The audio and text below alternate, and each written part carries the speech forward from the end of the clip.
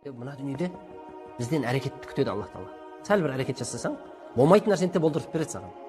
Жатып алай бола берсін емес. Тұр, шық. Ой, қойшы соң. Сөйерге барып келгеннен сонша ақша түседі дейсің ба? Сен барсай алдымен. Істесей сәл, қимылдасай Алла ғой беретін. Сен өз математикаңмен есептеме. Алланың есебі бар өзінің. Сенен қимыл.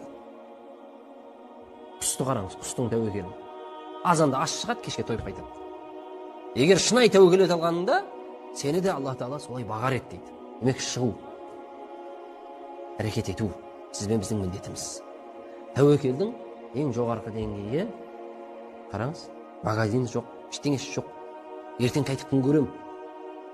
Жұмыстан шығып қалайықшы. Ешқайда жұмыс болып қалсын, азында уайымдаймыз, ертең қайтып күн көрем деп. Шықсай, әрекет жасасай, қимылдасай. Құстың да ешқандай жұмыс жоқ қой. Шығады ғой, тіршілік етеді ғой. Демек тәуекел деген сөз Аллаға тәуекел ету.